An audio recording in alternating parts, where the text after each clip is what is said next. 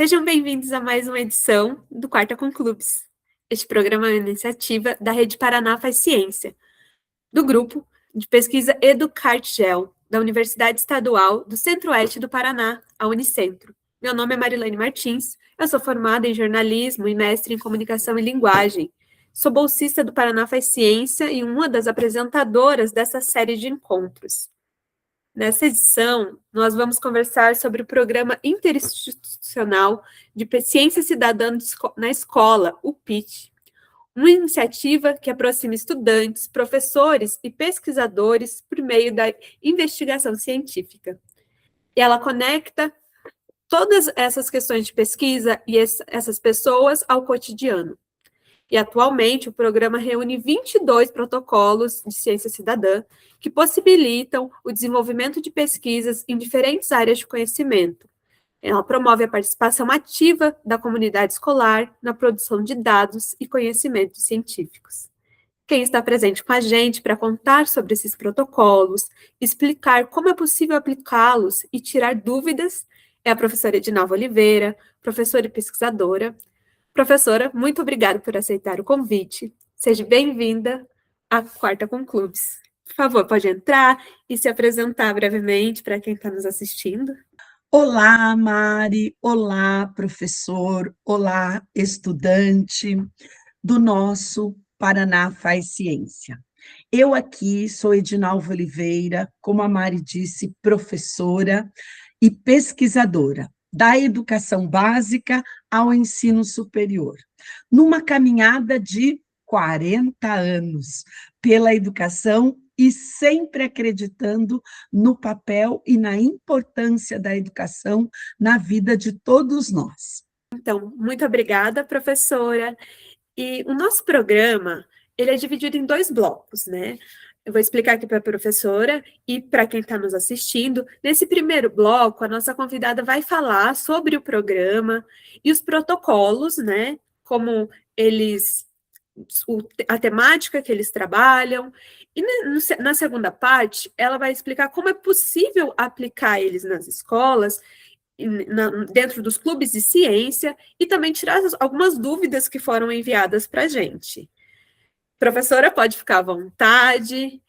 E para quem está nos assistindo, tanto nesse momento que o programa está indo ao ar, e quanto para quem está posteriormente nos assistindo no YouTube, fiquem à vontade também. Boa noite. Boa noite, então, pessoal. Muito bem. Vamos primeiro começar pelo ponto de partida. O PIT, que é o nosso Programa Interinstitucional de Ciência Cidadã na Escola, ele nasceu por meados de 2019. Né?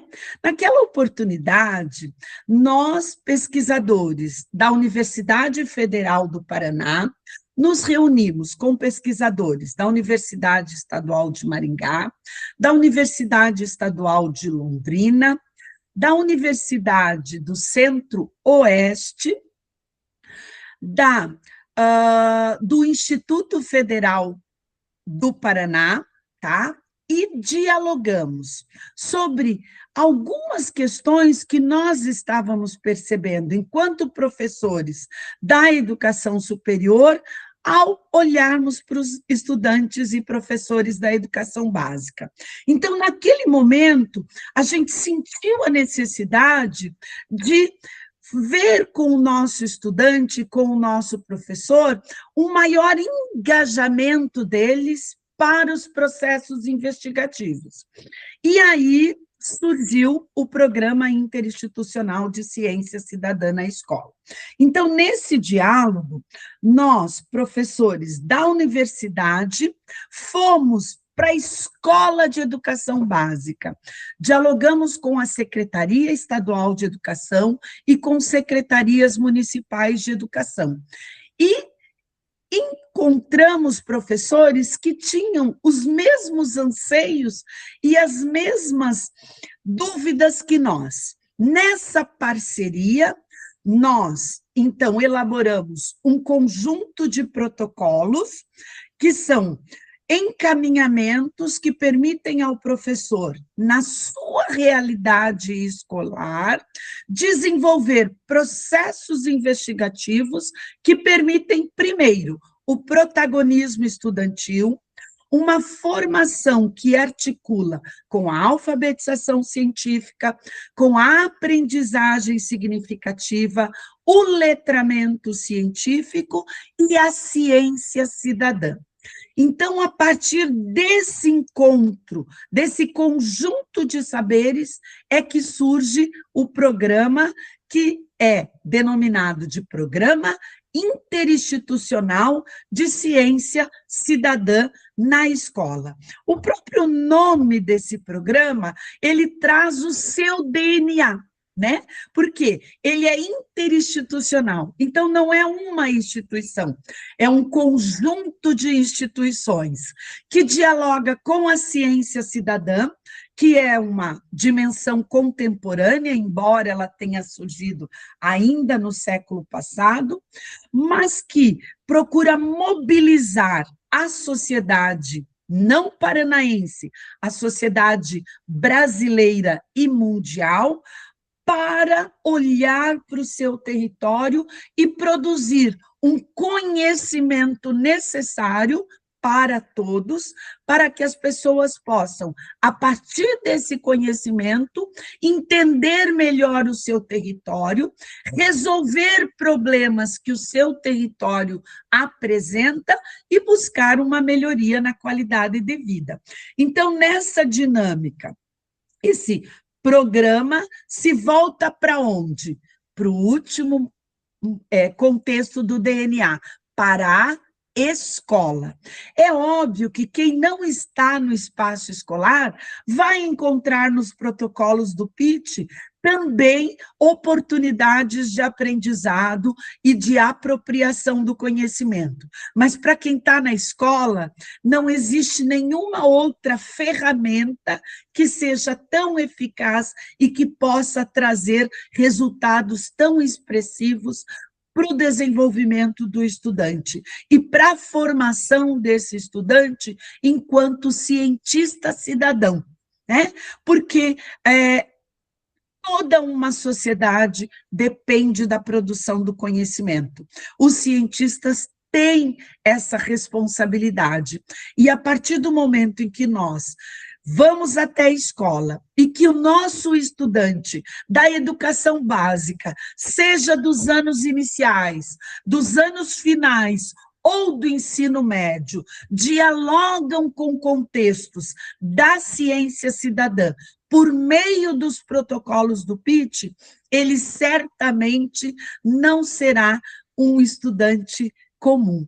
Ele será um estudante que tem, sim, condições de enxergar com muito mais propriedade, com muito mais criticidade, o que está ao seu redor.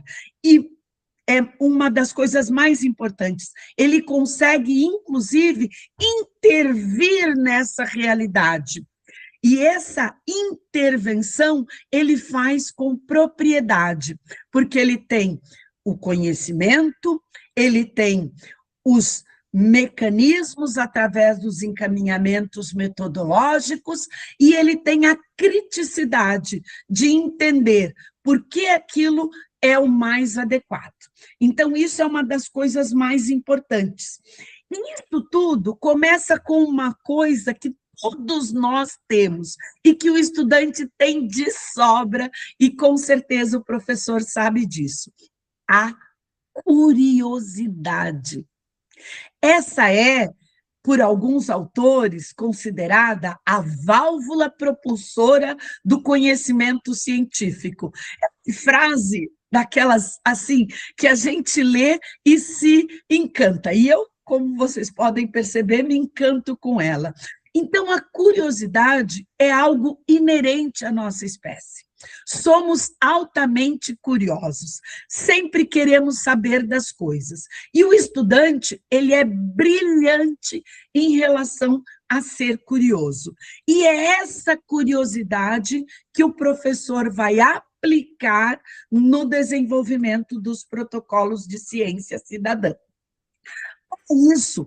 Como que o professor pode se apoiar? Aonde que o professor pode encontrar recursos que permitem a ele compreender o papel da ciência cidadã na dinâmica do processo ensino-aprendizagem que ocorre nas nossas escolas? O ponto de partida pode ser, por exemplo, este e-book aqui. Este e-book, ele está na nossa biblioteca do PIT, ele está disponível para os professores e para toda a sociedade. O título desse e-book é Ciência Cidadã e Educação em Ciências, Diálogo para a Formação Docente. Quando o professor olha isso, e se ele é professor de língua portuguesa, de história, ou talvez de matemática, ele pode, num primeiro momento, pensar, não é para a minha área.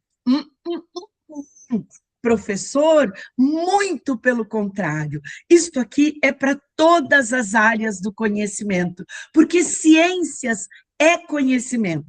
Então, aqui, neste texto, nós temos 10 capítulos. Cada capítulo dialoga com uma temática da ciência cidadã, que talvez o professor não tenha muito conhecimento sobre ela, mas aqui ele pode encontrar.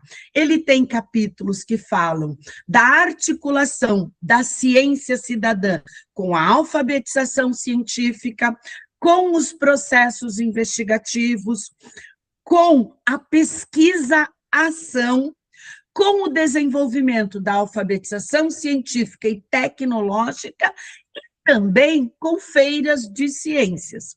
E ainda nós temos um capítulo que fala sobre a importância do capital científico para a sociedade mundial. Então, esse é um dos e-books que pode nos ajudar. Um outro e-book que a gente também tem, e aí este aqui é muito mais próximo da realidade dos protocolos. Este e-book é Práticas de Investigação por meio de protocolos comuns compartilhados em rede.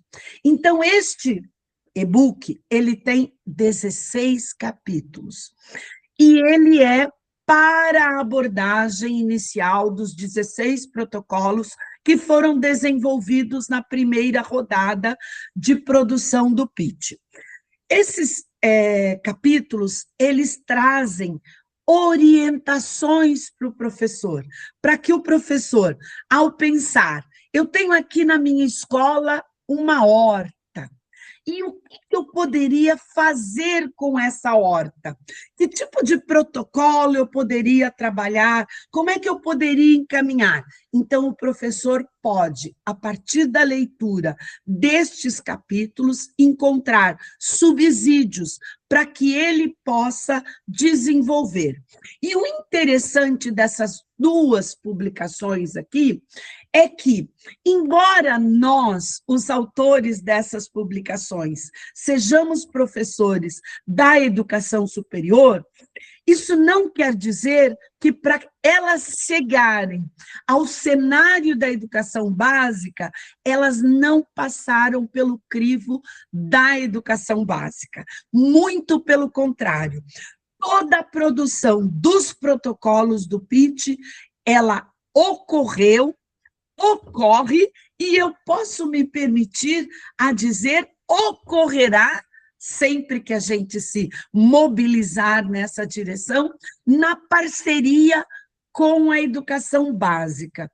Por quê? Isso é dirigido ao professor. Eu não posso, em hipótese alguma, escrever algo que é dirigido ao professor sem interagir com o professor. Então, eu sou, sim, autora de alguns dos textos que estão disponíveis aqui, mas, principalmente, eu sou alguém que estou dentro do NAP Paraná Faz Ciência, né, para interagir com o professor, para dialogar com o professor. Então, sinta-se à vontade, depois de você me conhecer nesse espaço aqui, de, se em algum momento você tiver alguma dúvida sobre os nossos protocolos do PIT, nos procurar através dos nossos canais, que no final a gente vai estar disponibilizando para você, tá? Então, nesse movimento, como é que os protocolos do PIT foram desenvolvidos e quais são eles? Eu vou apresentar alguns blocos, porque, na realidade, no total, a gente tem 22 protocolos, né? E o professor encontra diferentes contextos na sua realidade, no seu território, que permitem a ele a aplicação desses protocolos. Então, eu vou começar, por exemplo, dialogando sobre os protocolos que fazem a parte de interpretação do ambiente. E hoje a gente tem, inclusive, o nosso aplicativo do PIT. Então, esse aplicativo, ele também está disponível. Lá no final, a gente vai estar passando essas informações para que você possa, além de ter o PDF desses nossos produtos aqui, você possa, no seu celular ou no celular da escola, né, ou no tablet da escola, utilizar e aplicar esses protocolos para que você possa compreender melhor o seu território. Então, a gente começa, por exemplo, com este protocolo de cobertura de solo. Esse é um protocolo que ele vem não especificamente só do nosso território. Esse é um protocolo que dialoga com a NASA, né, que é a Agência Espacial Norte-Americana, e este protocolo, ele orienta o professor a se localizar geograficamente no seu território. Então, ensina o professor a trabalhar e os estudantes trabalharem com questões próximas da geografia, latitude, longitude, compreender o norte, compreender o sul, e entender aonde ele está. Se esse é um espaço natural, se esse é um espaço que foi transformado, né? Na sequência, a gente tem 2 outros protocolos extremamente interessantes. Um que se chama caracterização do solo e o outro, solo e desastres naturais.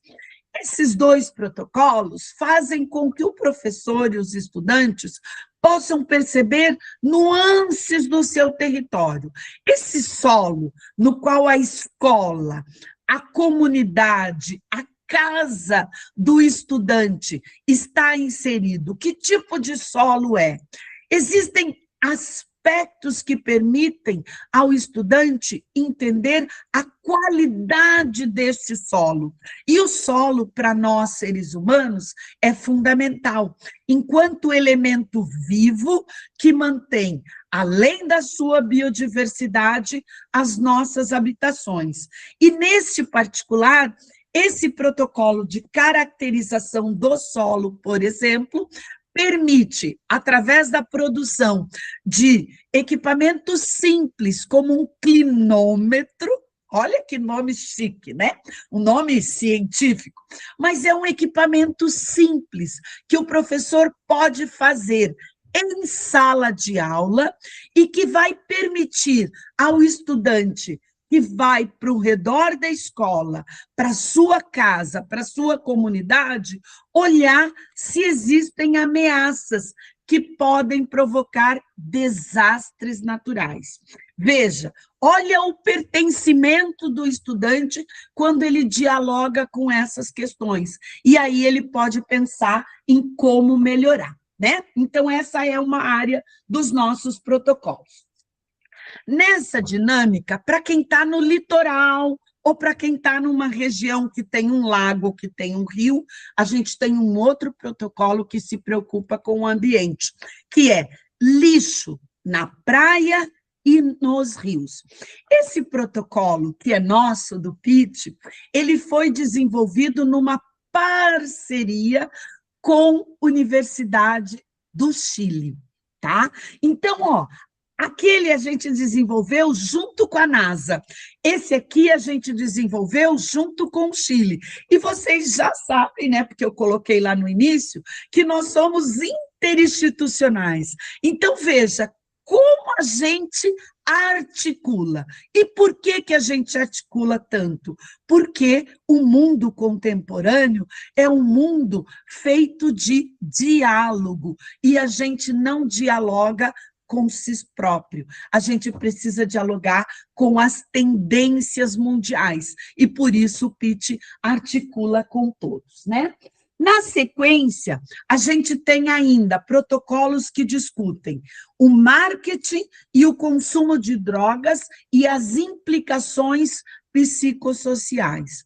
Em muitas escolas, em muitos territórios, nós temos questões que se aproximam do consumo dessas substâncias que podem afetar a compreensão ou o entendimento do estudante. Então, é importante trazer saberes dessa questão. E uma outra questão relevante é, por exemplo, a disponibilidade de alimentos nas cantinas das escolas.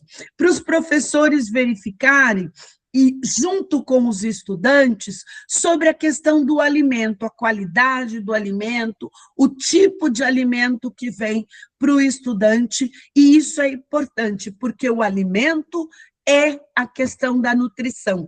E para que nós possamos ter saúde e qualidade de vida, a alimentação é um fator importante. Nesta mesma perspectiva e dimensão, temos o protocolo de segurança no trânsito. Em muitas realidades escolares, nós temos, nas imediações da escola, uma alta incidência de acidentes de trânsito. Então, muitas vezes, isso ocorre por falta de placas de sinalização. Então, o estudante e o professor podem, a partir desse protocolo, encontrar ferramentas para buscar na sociedade, para buscar na prefeitura, para buscar na Câmara Legislativa um diálogo para que possa se melhorar essa questão e, consequentemente, a gente tenha uma melhoria e uma diminuição do trânsito, né? E dos acidentes de trânsito.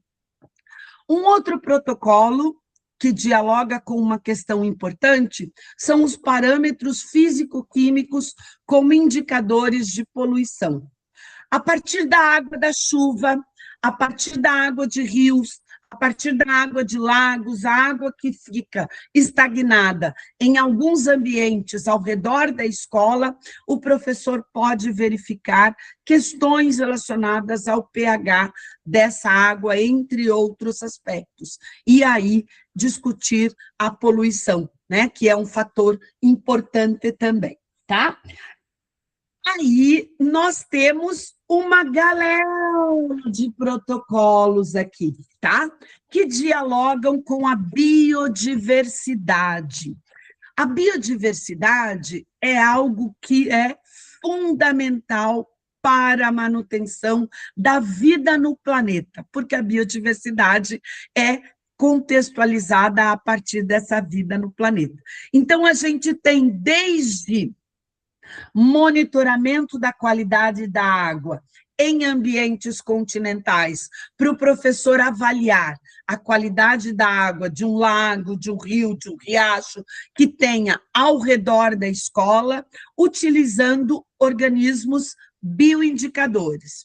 A gente tem diversidade da megafauna marinha no litoral do Paraná.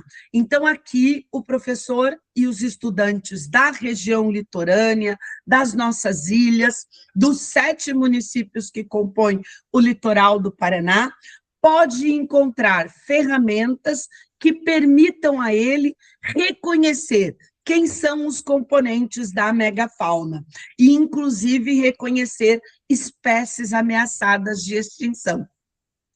Temos também um protocolo Araucaria Hunters, né? Esse Araucaria Hunters, ele procura trabalhar e ajudar o professor a identificar quem é a araucária, se é um indivíduo macho, se é um indivíduo fêmea, se esse indivíduo já é adulto, se esse indivíduo é jovem. E aí, no cenário paranaense, a partir do primeiro planalto, né, não temos araucária no litoral, mas a partir do primeiro planalto, a araucária está ou estava muito bem distribuída. Em algumas regiões, hoje em dia, ela já é considerada uma espécie ameaçada de extinção. E uma ampla parte da biodiversidade depende dessa fauna. Então, neste protocolo, os desenvolvedores, nossos parceiros, eles tiveram o cuidado de fazer uma aproximação com as áreas de língua portuguesa, com as áreas de história, com as áreas de geografia, de ciências, de matemática. Então, aqui a gente encontra subsídios para isso. Temos um protocolo que dialoga com o etnoconhecimento, que são plantas medicinais, aromáticas e alimentícias não convencionais. Então, em muitas realidades, em territórios mais das regiões rurais, nós temos o amplo uso de plantas medicinais e também alimentícias não convencionais, as famosas PANCs. O professor pode usar esse protocolo para isso também. Temos observando e identificando insetos. Aqui, por exemplo, eu gostaria de chamar a atenção que o professor encontra ferramentas para identificar quem são os componentes da entomofauna, que são os insetos, né? Então, ele consegue reconhecer os grupos de insetos. Se é, por exemplo, um inseto que pertence ao grupo dos besouros, que são chamados de coleóptero, das borboletas, que são chamadas de lepidóptero, ou dos dípteros, que são as moscas, mosquitos, muriçocas e por aí, né? Então, o professor tem uma ferramenta ao seu dispor, muito didática, porque as imagens, elas são muito claras para identificar. E temos também um protocolo de polinizadores. Estamos ouvindo no presente muitas questões que aproximam as mudanças climáticas e a importância dos insetos polinizadores, dos lepidópteros, que são as borboletas, e, sem sombra de dúvida, das abelhas, as principalmente nativas do Brasil. Então, aqui a gente tem ferramentas para o professor utilizar isso. E para fechar esse diálogo sobre os protocolos, a gente tem este protocolo aqui, que também foi desenvolvido numa parceria com a equipe da NASA, por professores da Universidade Federal da Integração Latino-Americana, da UNILA, que é uma parceira nossa também dentro do NAP e dentro do PIT. Então, neste protocolo, que é de monitoramento do habitat de Aedes aegypti, esse famoso mosquito da dengue, né, que está em todo o território nacional e que no território paranaense, recentemente, ele ganhou um amplo espaço associado às mudanças climáticas. Embora a gente possa ter, em alguns territórios do Paraná, regiões mais frias, o mosquito está lá. E junto com o mosquito, a gente tem o vírus, né? Porque é o vírus que causa a dengue. O mosquito é um vetor, né? Então, o professor pode, a partir desse protocolo, encontrar quais são os potenciais habitats. E aí ele vai fazer o processo interventivo com o estudante. E a gente sabe, né, professor, você que está na nossa escola, você sabe muito bem que quando a gente provoca o nosso estudante no espaço pedagógico, ele chega em casa e aí ele briga com a família, ele dá lição na escola, né? E dar lição em casa, porque a mãe não deve fazer isso, porque a mãe não deve fazer aquilo. E é isso que a gente quer, que o estudante não fique parado, que ele tenha protagonismo, que ele tenha pertencimento. Ele não vai estudar algo que não faz parte da sua realidade, porque quando nós temos algo que não faz parte da realidade, o estudante perde o interesse, e o PIT potencializa isso. Além desses protocolos, a gente tem outros, né? A gente ainda tem fauna vizinha, a gente ainda tem um protocolo de siesta que permite ao professor ver se o estudante está dormindo o suficiente, a gente tem fauna atropelada, tem um protocolo para o estudante observar e entender o céu que está sobre o nosso teto, por assim dizer, né? Então, assim, tem de tudo um pouco, né? O que precisa? Precisa que a gente tenha interesse e que a gente possa estar disponível. A ciência, ela faz parte da nossa realidade, e o domínio do conhecimento científico é bom para a escola, para o estudante, para a sociedade e para o nosso país, principalmente, né? Nós queremos ter força, e a força vem do domínio do conhecimento, com certeza. Mari, é isso, minha querida. Vamos para a próxima parte.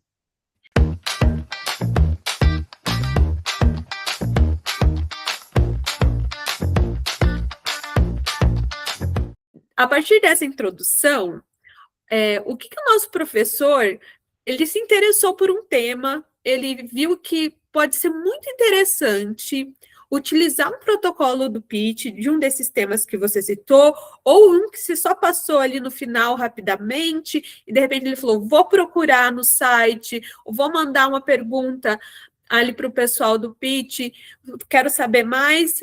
A partir desse momento, como que ele pode aplicar um protocolo? Como que ele vai buscar as perguntas? Como que ele vai trabalhar com os alunos? Você pode explicar para a gente melhor como que é isso? De repente mostrar, lembrando que você vai mostrar a partir dos livros do protocolo, mas nós vamos ter em PDF, a gente vai poder mostrar em tela.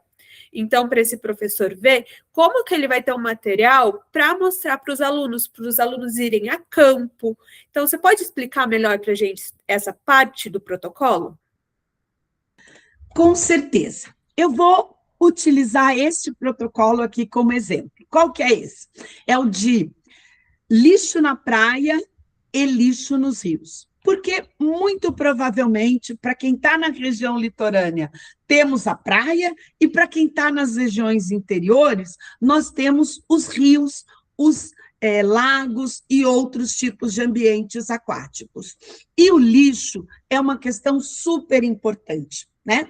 Então, muitas vezes, lá no conteúdo que o professor recebe, no currículo que ele tem que trabalhar, a partir da Base Nacional Comum Curricular, ele encontra a necessidade de fazer uma abordagem sobre resíduos, né? E aí, quais são os resíduos que a gente encontra? Às vezes ele não precisa necessariamente ter um grande espaço, ter um grande volume de tempo. Então, ele vai primeiro fazer uma leitura do guia de campo, encontrar quais são os recursos, e aí ele pode partir para o seu território com as ferramentas que são colocadas aqui. E muitas dessas ferramentas são ferramentas simples. Por exemplo, ele pode ter uma fita métrica, uma régua, algo que permita a ele determinar ou delimitar um certo espaço. E aí ele vai procurar ali quais são as evidências de plástico, as evidências de papel, as evidências de metal, que fazem parte do lixo. E veja a importância de dialogar com essa temática.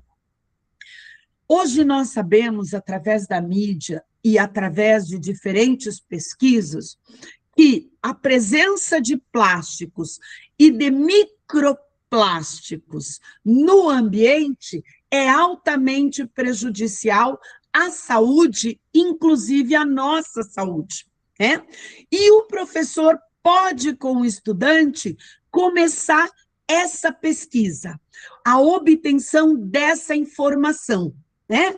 E aí ele vai encontrar o que é, por exemplo, a curiosidade do aluno. Ô, professor, o que é um microplástico? Da onde vem o microplástico? E aí o professor vai explicar, né? Um pedaço de plástico, pelas ações e intempéries climáticas, a ação do sol, a ação do vento, a ação da chuva, a ação dos agentes que existem ali, de partícula grande, ele vai se transformando em partículas cada vez menores. E essas partículas menores, elas podem interagir com os componentes da biodiversidade, com a biota. E, através das teias e cadeias alimentares, chegarem, inclusive, na espécie humana. Nós temos registros e pesquisas que mostram muitos componentes da ictiofauna, que são os peixes, contaminados por microplástico. E muitas populações, muitas comunidades utilizam peixes como recurso alimentar. Então, se o peixe está contaminado, a ciência já mostrou que nós que comemos o peixe contaminado, nos contaminamos também. Então, isso é um elemento que faz com que a abordagem desse tema, que começou lá com a questão dos resíduos, que vai passar por um protocolo de ciência cidadã, que o estudante vai estar coletando as informações, ele não vai estar lendo, ele não vai estar ouvindo o professor falar, ele vai estar experimentando. E isso é muito, faz muita diferença na apropriação do conhecimento e no desenvolvimento do interesse do estudante por aquilo que ele está fazendo, por aquilo que ele está obtendo de informação, né? Podem nos tomar tudo, mas ninguém nos toma o conhecimento que foi apropriado. E esse conhecimento que é vivenciado, que é experimentado, ele não se perde. Não se perde nunca. E melhor ainda, professor, ele é transferido. E isso é o que nós desejamos ao dizer que nós queremos um estudante cientificamente alfabetizado, né? Esse é o pulo do gato, vamos dizer assim, né? Porque a partir do momento em que o estudante domina um determinado conhecimento, ele consegue transferir aquele conhecimento para a sua realidade e aplicar aquele conhecimento em várias outras situações, em vários outros contextos. O estudante que vive essa prática e que, por exemplo, está passando na rua e alguém lhe dá um folhetim, ele não vai fazer um comportamento comum, que é de muitas pessoas, amassar aquilo e jogar no ambiente. Ele não vai fazer isso, porque ele sabe que, em muitos casos, isso, de uma forma ou de outra, pelas condições, vai para o bueiro, às vezes pode fazer com que haja um comprometimento do escoamento nesse bueiro, e aí, no caso de enchente, você já pode ter o surgimento, inclusive, de algumas doenças a partir da água que não escoa. Então, tudo isso o estudante vai conseguir fazer pensando. E por que ele vai fazer isso? Porque ele vivenciou. Ele não ficou parado. A neurociência nos mostra que, a partir do momento em que nós interagimos com a produção do conhecimento, vivenciando, interagindo, executando procedimentos de registro, levantando hipóteses, testando hipóteses, experimentando, a apropriação do conhecimento, ela ultrapassa 90%. Enquanto que, se a gente estiver só lendo, a gente tem menos de 5% de apropriação daquilo que a gente apenas leu. Ouvindo, a gente pode ter um pouquinho mais. Então, assim, tudo nos prova o quanto o professor tem condições de dialogar com isso.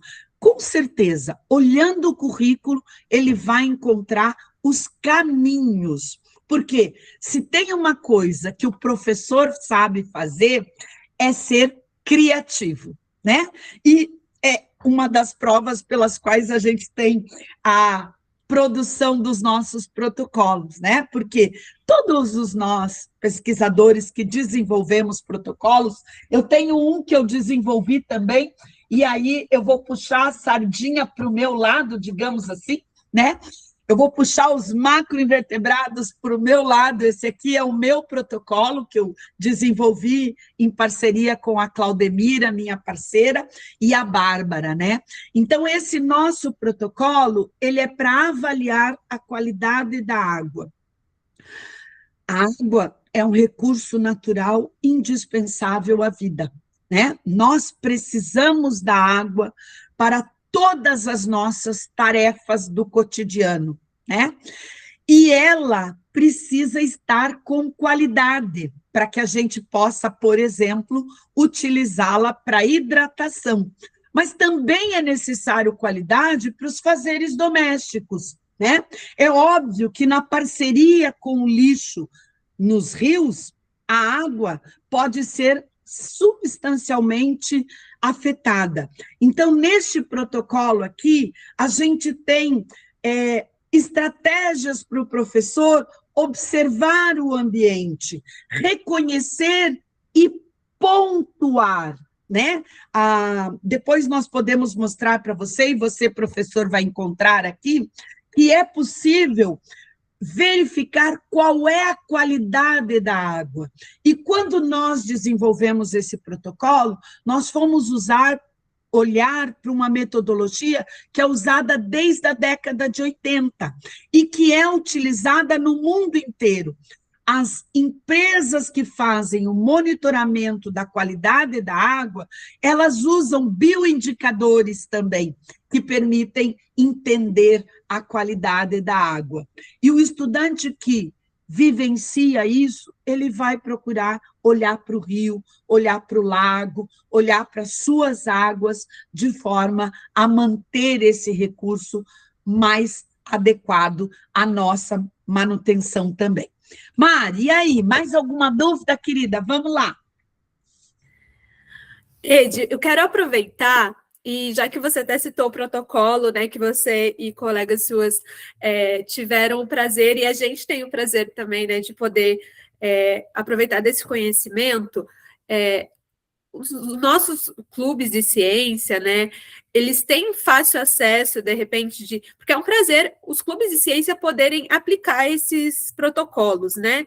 E como que é, de repente, para os professores dos clubes de ciência ter contato com os pesquisadores que produziram esses protocolos, para uma chamada de vídeo com os clubistas, para antes ou depois de aplicar os protocolos, se você puder falar rapidamente sobre isso, e também contar brevemente de alguma experiência de clubes que já aplicaram algum protocolo. Você tem algum conhecimento sobre isso? Pode dar exemplos para a gente?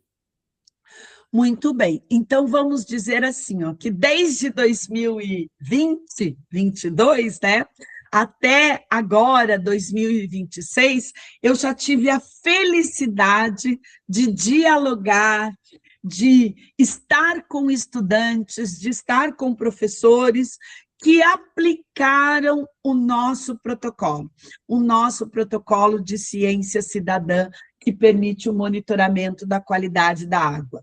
E, assim, é muito gratificante participar de um diálogo com estes pequenos cientistas, esses cientistas cidadãos. Primeiro porque eles descobrem e eles passam a enxergar a água de uma forma completamente diferente. Porque muitas vezes você, ao olhar para um rio, ao olhar para uma água que está na sua paisagem, você não faz as conexões, você não faz os links numa palavra que faz parte do nosso vocabulário atualmente, né? E aí, no momento em que você vai para o monitoramento da qualidade da água e você encontra algumas evidências da qualidade ruim ou da qualidade boa, você quer entender melhor sobre isso. E aí eles nos buscam, eles vêm até nós e a gente procura trazer respostas e auxiliar esse professor, né?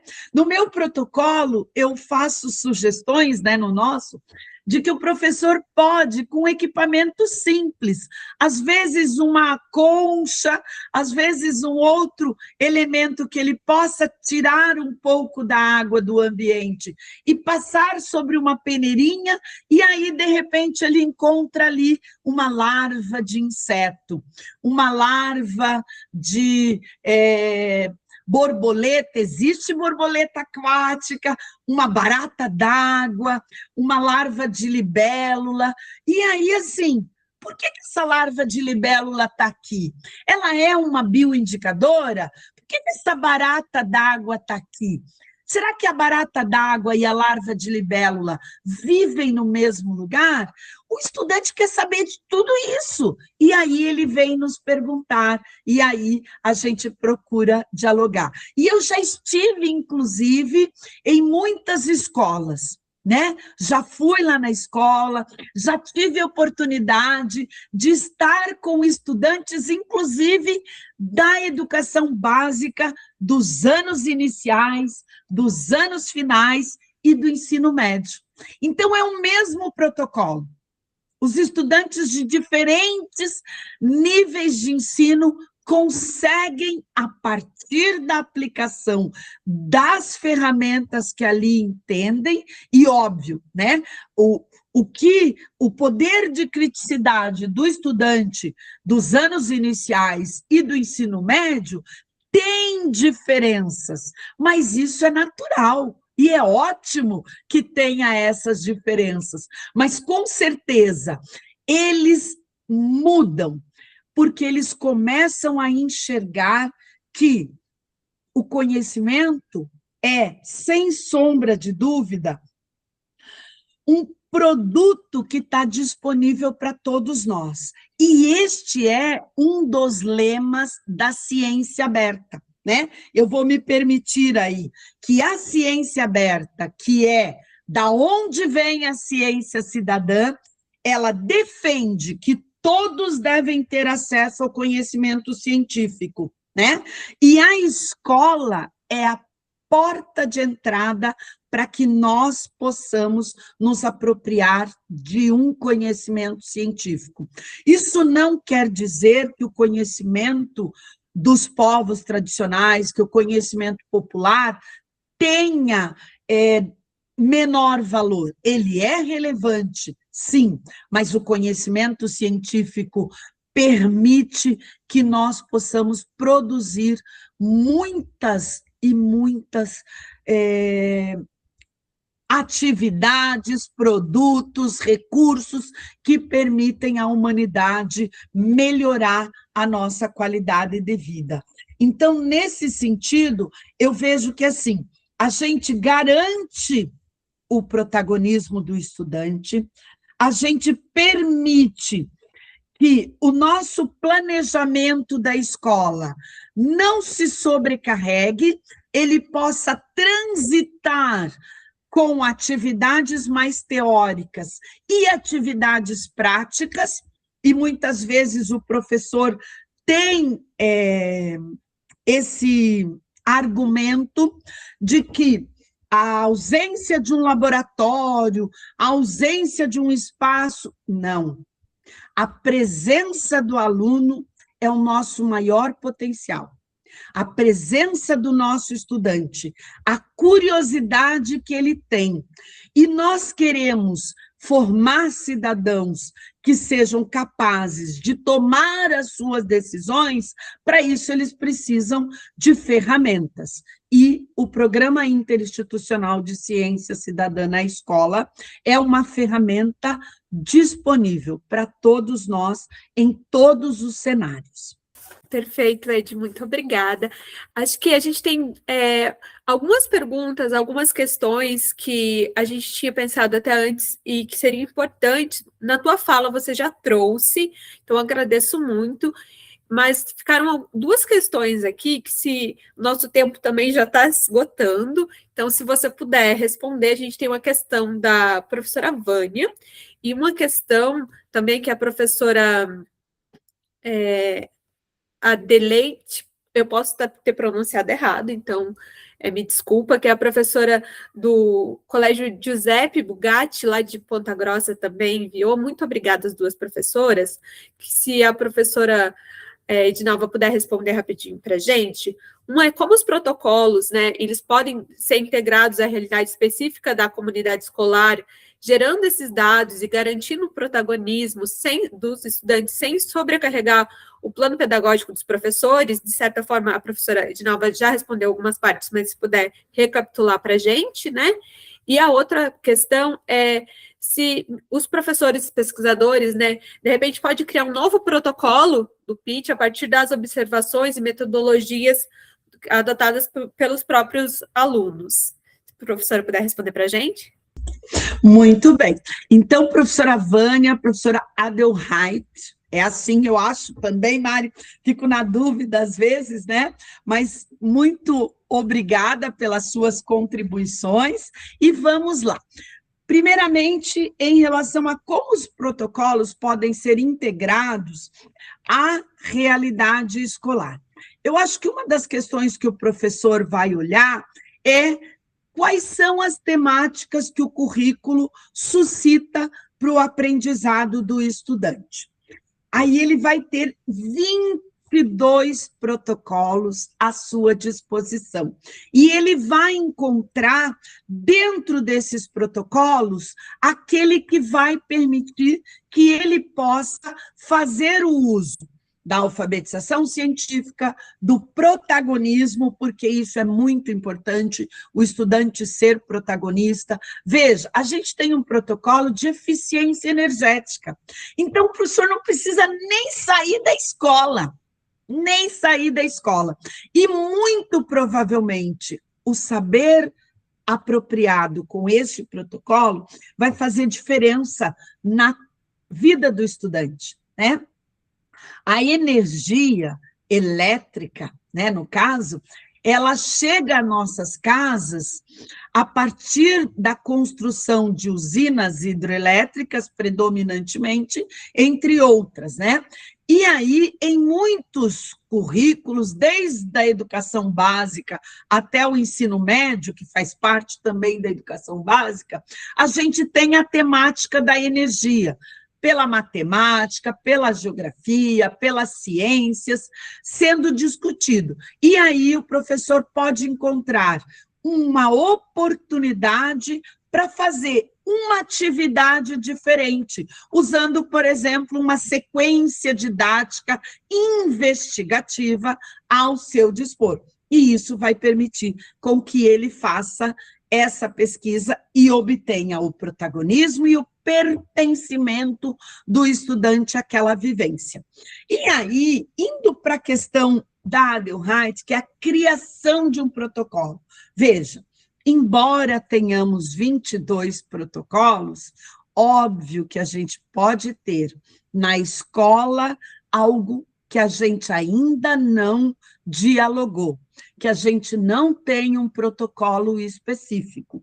E é nesse momento que o professor e o estudante, que fazem parte da rede de clubes Paraná Faz Ciências, que fazem parte da rede de clubes Makers, Meninas, Sustentabilidade, ele pode interagir com aqueles componentes do NAP, que fazem parte desse consórcio de instituições, e ali encontrar parceiros para, na sua realidade, começarem a pensar quais são as questões problemáticas, quais são as questões que chamam a atenção e que podem, sim, se tornar protocolos de ciência cidadã. E esses novos protocolos, eles podem, inclusive, ser pensados e testados em diferentes outras escolas. E já imaginou como isso seria legal? Como a gente teria um super protagonismo do estudante, um super protagonismo do nosso professor. Esse é o desejo. O NAP nasceu para quê? Para fomentar o conhecimento, a divulgação científica, o compartilhamento de saberes no território. Eu me permito aqui fazer algo bem bairrista, o território paranaense. É claro que a gente vai para o mundo, a gente viaja para o mundo, mas a gente quer fazer com que o Paraná, né, dê um salto na sua educação básica, porque isso, quando chegar na educação superior, nós vamos despontar como já estamos despontando mesmo.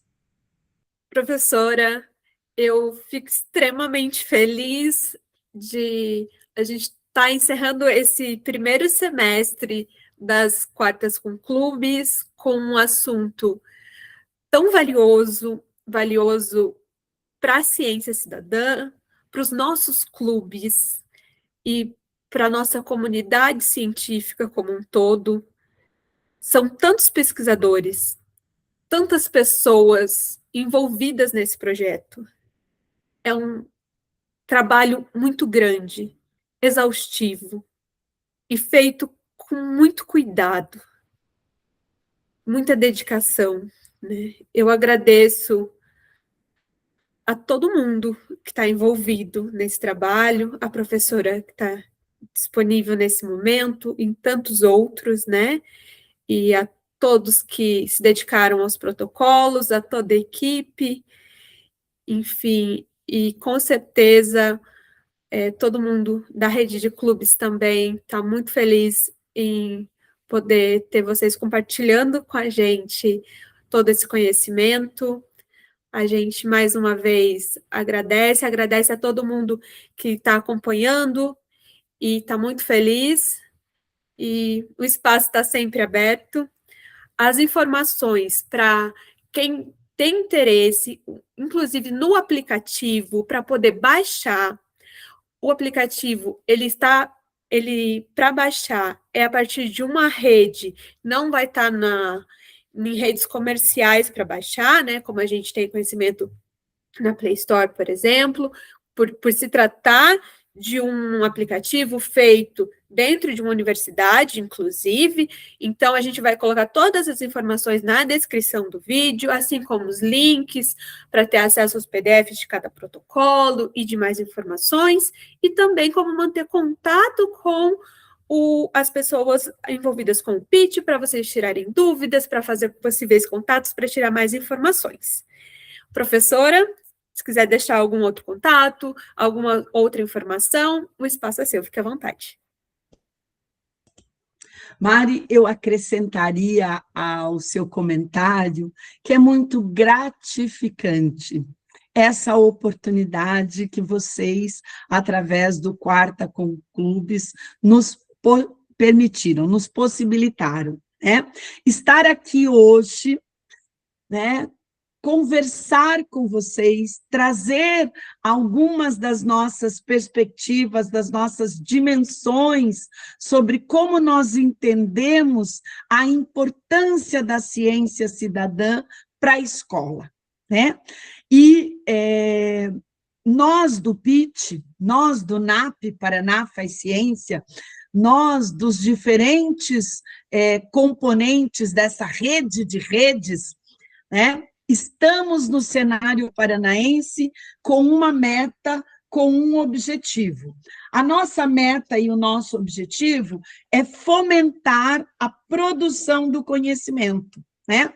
A aplicação de diferentes formas de apropriação de saberes científicos para que eles se tornem significativos. Então, para mim, foi muito significativo estar aqui hoje, ter a oportunidade de interagir. Na realidade, eu poderia ainda complementar que a ciência não é algo parado, ela é extremamente fluida e ela precisa de novos cientistas. Os caminhos que a gente trouxe hoje, a partir da ciência cidadã, a partir do nosso pitch, eles são um amplo ponto de partida, com um leque de possibilidades. Não dá para ficar parado. Mobilizem-se e venham conosco produzir conhecimento, produzir ciência e fazer com que o Paraná desponte no cenário nacional. E assim, nós chegamos ao fim de mais uma Quarta com Clubes. Até a próxima!